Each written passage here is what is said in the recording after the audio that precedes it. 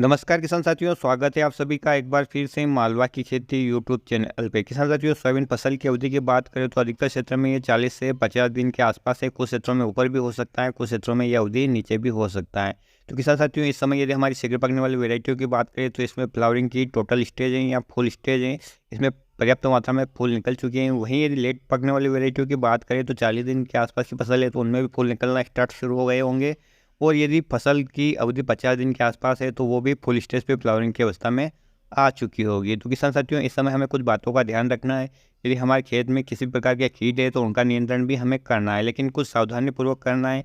किसी भी प्रकार का कोई भी प्रोडक्ट इस समय यदि हम हमारी सोयाबीन की फसल में स्प्रे के जरिए कर रहे हैं तो बहुत ही सावधानी की ज़रूरत है। तो किसान साथियों, आज के वीडियो में हम बात करेंगे इस अवस्था में हमें अपनी सोयाबीन की फसल में कौन कौन सी दवाइयों का स्प्रे करना चाहिए और कौन सी का नहीं करना चाहिए और इनका इफ़ेक्ट क्या हो सकता है, इसके बारे में बात करेंगे। तो पूरी जानकारी के लिए आप वीडियो को आखिर तक जरूर देखिएगा। जैसा कि किसान साथियों, मैंने आपको पिछले एक वीडियो में बताया है कि ये जो सोयाबीन की फसल की गर्भ अवस्था है और इस अवस्था में इसको किसी भी प्रकार का स्ट्रेस नहीं पहुंचना चाहिए, चाहे वो जैविक स्ट्रेस हो या अजैविक स्ट्रेस हो। या कहने का मतलब ये है कि इसमें न तो रोगों का प्रकोप होना चाहिए, ना ही कीटों का प्रकोप होना चाहिए, ना ही यदि अधिक बारिश होती है तो भी आपकी फसल में नुकसान होता है, यदि बारिश की खेच लग जाती है तो भी आपकी फसल में नुकसान होता है।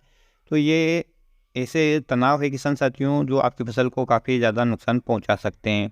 लेकिन यहाँ पर हम बात करें तो अजैविक तनाव, या जिसमें लगातार बारिश हो रही है, धूप निकल रही है और तापमान कम ज़्यादा हो रहा, तो उसका कंट्रोल हमारे हाथ में नहीं है। लेकिन यदि हमारी फसल में कोई रोग है, कोई कीट है, तो उसका नियंत्रण हम आसानी से कर सकते हैं। क्योंकि इस समय केमिकल का भी स्ट्रेस या तनाव हमारी फसल को हो सकता है। तो जब भी हम फूल निकलने की अवस्था आती है उससे पहले ही किसी ऐसी दवाइयों का प्रयोग कर लें जो हमारी खेत में विभिन्न प्रकार के रोगों और कीटों को रोक लें, तो हमारी फसल को काफ़ी हद तक इस तनाव से छुटकारा मिल जाता है और हमारी फसल अच्छी होती है। लेकिन किसान साथियों, बहुत बार क्या होता है कि हम दवाइयों का प्रयोग कर भी लेते हैं लेकिन उनका रिजल्ट है वो मौसम के कारण कम या ज़्यादा हो जाता है। 15 दिन की दवाई 10 दिन ही रिजल्ट दे पाती है और कीट है वो दोबारा आ जाता है, तब हमें उसका फिर से स्प्रे करना पड़ेगा, अन्यथा वो कीट है वो हमारी फसल को नुकसान पहुंचाएगा। तो इस बार भी ऐसी ही समय है किसान साथियों, क्योंकि बहुत सारे किसान भाई ने 5 से 10 दिन पहले स्प्रे किया लेकिन कीट है उन्हें उनके खेत में फिर से दिखने लगा। रिमझिम फुहारों की बारिश के कारण ये जो कीट हैं ज़्यादा मात्रा में फैलते हैं और इस समय यही कंडीशन देखी जा रही है। कुछ किसान भाइयों के सामान्य कीटों की संख्या है जिससे वो आसानी से कंट्रोल कर पाए, तो कुछ क्षेत्रों में ये बहुत ही ज़्यादा तादाद में है और उन्हें आसानी से कंट्रोल मिल भी नहीं पा रहा है।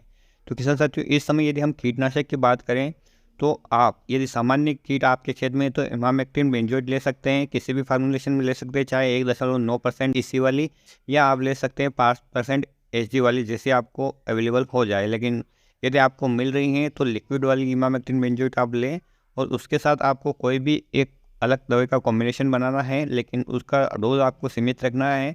जैसे कि प्रोपेनोपास आप ले सकते हैं, क्लोरोपाइरीपास ले सकते हैं, क्विनाल्फास ले सकते हैं, प्रोपेनोसाइफर ले सकते हैं। इस प्रकार से एक दवाई अलग से आपको इसके साथ मिलाकर कॉम्बिनेशन करना पड़ेगा, जिससे कि ये जो दवाई आप ले रहे हैं कॉम्बिनेशन वाले के साथ साथ ये स्पर्शी दवाएं होती हैं और तुरंत ही कीट के संपर्क में आकर उनको जख्मी कर देती है और उनका खाना पीना बंद कर देती है। वहीं किसान साथियों, यदि इनसे वो बच जाता है तो वो जब खाना खाता है तो जो आप इमामेक्टिन दे रहे हैं वो आपके पौधे के अंदर सिस्टमेटिक रूप से फैल जाता है। जब भी वो खाना खाएगा या उस पौधे का रस चूसेगा, जो कीट रस चूसने वाले हैं वो, तो उसके संपर्क में आने से वो उनके पेट में कीटनाशक चला जाएगा और फिर उनकी मृत्यु हो जाएगी।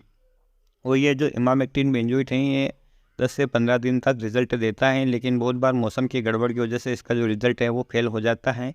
किसान साथियों, यदि आपने इमामेक्टिन का प्रयोग कर लिया है और आपके खेत में काफ़ी ज़्यादा तादाद में इल्लियाँ हैं तो आपको इसका फाइनल डोज यही है कि आप उसमें कोरोजन वाला फार्मूला जो क्लोरोइंट्रोनिप्रोल आता है का प्रयोग करें और उसके साथ फिर किसी को कॉम्बिनेशन बनाए इन्हीं दवाइयों में से, जैसे क्विनाल्फास, प्रोपेनोपास, क्लोरोपाइरीफास, इनमें से किसी भी एक दवाई का कॉम्बिनेशन बनाए जो आपने प्रयोग में उपयोग नहीं की हो। यहाँ पर हो गई कीटनाशक के बाद किसान साथियों, इन दोनों कीटनाशकों में से जैसा डोज आपको उचित लगे, जो आपने प्रयोग नहीं किया हो, वो अपनी फसल की अवस्था के हिसाब से अपने खेत में कीट की अवस्था के हिसाब से आप प्रयोग कर सकते हैं।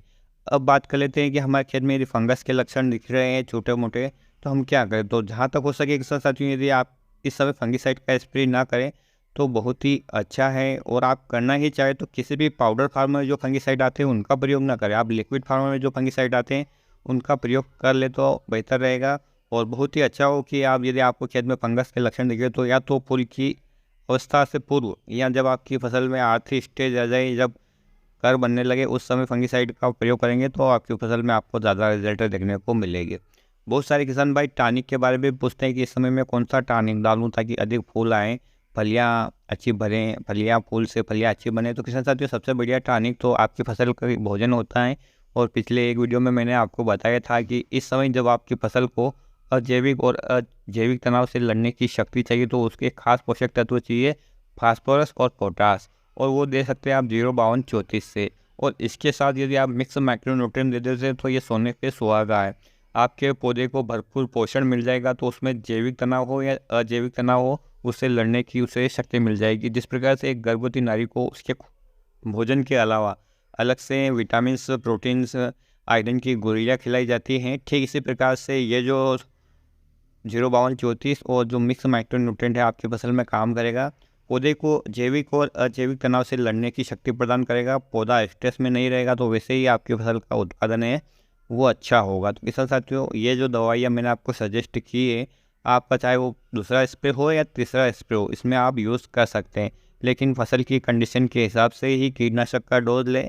और यदि फंगस का अटैक हो तो ही फंगिसाइड ले, लिक्विड फार्मूलेशन वाला, अन्यथा ना ले, क्योंकि फंगिसाइड का स्प्रे करने का सही समय आखिरी स्टेज होता है, या यूँ कहें तो जब आपके फूल से फलियाँ बनती हैं और जब छोटी छोटी सी फलियाँ या जिसे कर बोलते हैं वो बनने लगे, तब इसका प्रयोग करेंगे तो आपको बेहतर रिजल्ट मिलेंगे। तो किसान साथियों, आज की वीडियो में इतनी जानकारी थी। उम्मीद करूँगा कि ये जानकारी आपको पसंद आएगी। पसंद आए तो प्लीज़ वीडियो को लाइक कर दीजिए, चैनल को सब्सक्राइब कर दीजिए, अन्य किसान भाइयों के हित में इस वीडियो को शेयर कर दीजिए। फिर मिलते हैं एक नए वीडियो में एक नई जानकारी के साथ। तब तक के लिए ख्याल रखिएगा आप अपना, अपने परिवार का और अपनी फसलों का। वीडियो देखने के लिए बहुत बहुत धन्यवाद। जय हिंद, जय जवान, जय किसान।